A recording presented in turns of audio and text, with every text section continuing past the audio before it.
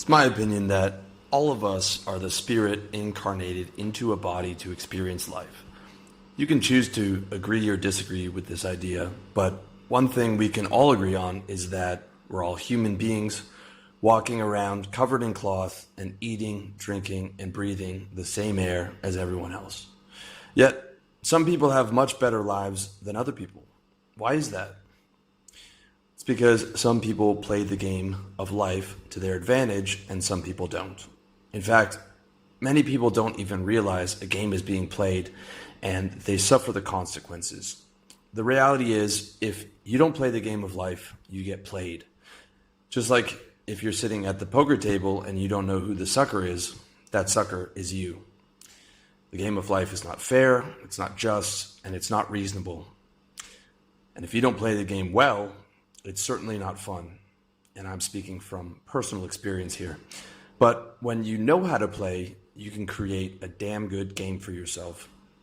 But to do that, you need to use your illusions to your advantage.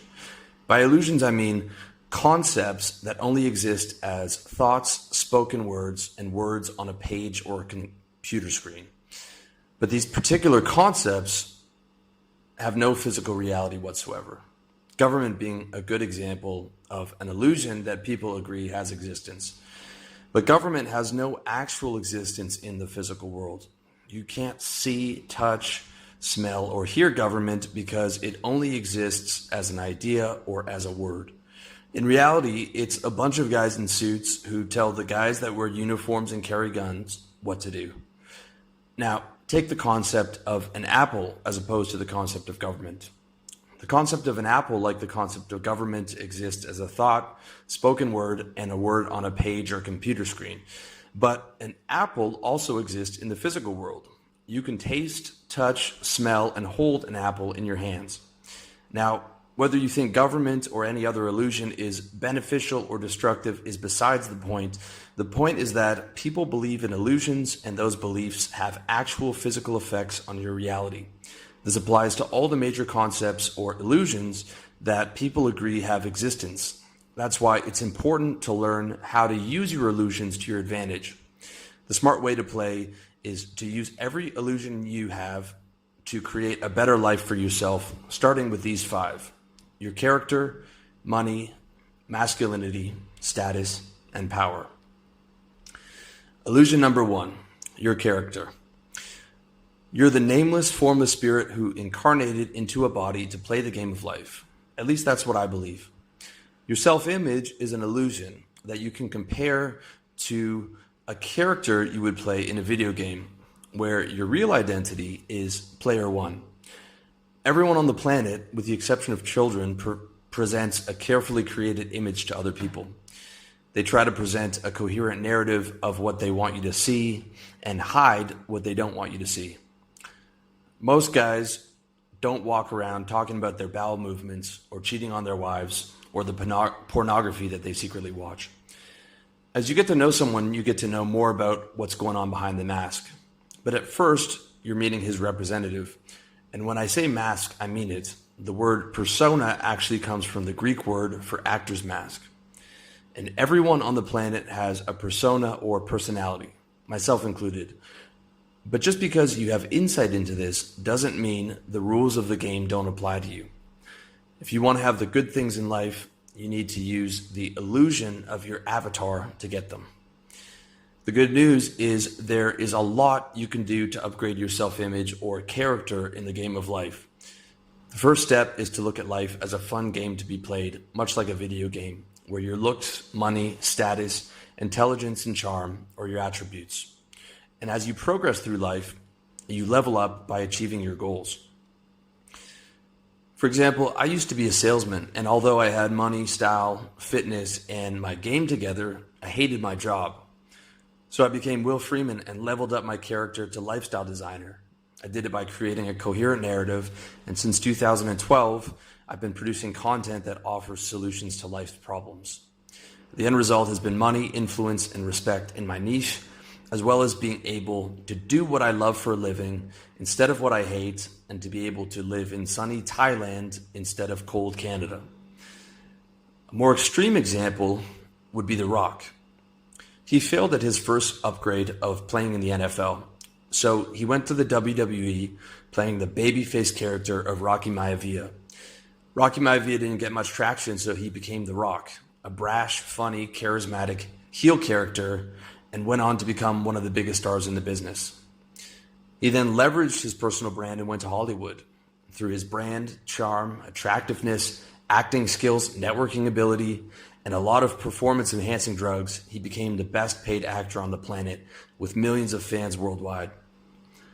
At the end of the day, our avatar is an illusion, but you can use your illusion to live better, and you can have a lot of fun in the process. God created you to think, feel, smell, taste, touch, hear, and play through the temporary vehicle of the body. So it only makes sense to use your character to enjoy life to the fullest. Illusion number 2, money. Money itself exists only as a thought or a word. In reality, the things people call money are nothing more than special pieces of paper or digits on a computer screen.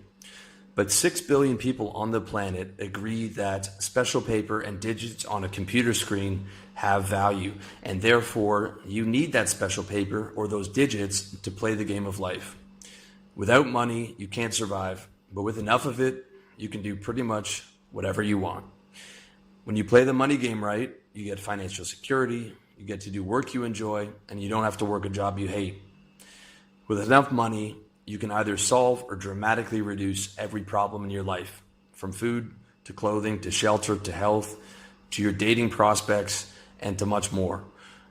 You can talk all you want about how money is just a fiat currency produced by central banks, but you can't pay your rent in economic insights. And don't think Bitcoin changes that fact, because you can't pay your rent in Bitcoin, at least not yet. Bitcoin is merely just another storehouse of wealth, similar to gold, but much more volatile. Calling Bitcoin a currency is an exaggeration. Yes, you can buy steroids with it online, but in the real world, you can't even buy so much as a chocolate bar with Bitcoin. At least not yet. The whole buzz about Bitcoin so far is really about one thing: how much it's worth. How much it's worth in fiat, US dollar, magic paper currency. That is why people are excited about Bitcoin. If it couldn't be exchanged for currency, no one would care about crypto. Now, that's not to say that you won't be able to buy things in stores with Bitcoin in the future, or that blockchain tech hasn't and won't continue to change the game. But some virtual coins you own online are no more real than some magical pieces of paper. And it doesn't matter what the instrument is. All that matters is that people value it, either because you can exchange it directly for goods and services, or you can exchange it for special paper or digits on a computer screen. The bottom line is, despite money being nothing more than a concept, the more money you have, the more you can influence people to give you goods and perform services for you, and therefore the easier your life will be. Illusion number 3, masculinity. Masculinity is an idea about how men should act. Some culture warriors will say masculinity is nothing more than a social construct, and that's true, because everything is a social construct. Society is nothing more than people, and every construct or concept the human race has ever created has naturally been created by people. Being masculine is merely an idea about how to think, dress, and act in the game of life. But it's also an idea or illusion that is a product of millions of years of human evolution and is consistent across all cultures. And it's an idea that will help you navigate the game of life. Not everyone will agree with me. Some guys choose at an early age to adopt or to not adopt the masculine behaviors of older men and actively resist adopting gender norms in adulthood. And that's perfectly fine with me. But the matter of fact is, being masculine will get you more respect from men and more attention from women. If you look at the most high status men on the planet, all of them are masculine acting. When you're confident, can speak with certainty, have a firm handshake, can look people in the eye, and can control your emotions, you become a more attractive man overall. Playing the game of life as a masculine man will make it easier to make friends with like-minded winners, to sell more effectively in business, to get more women, and you have a better chance of being able to hold on to the women that you actually get.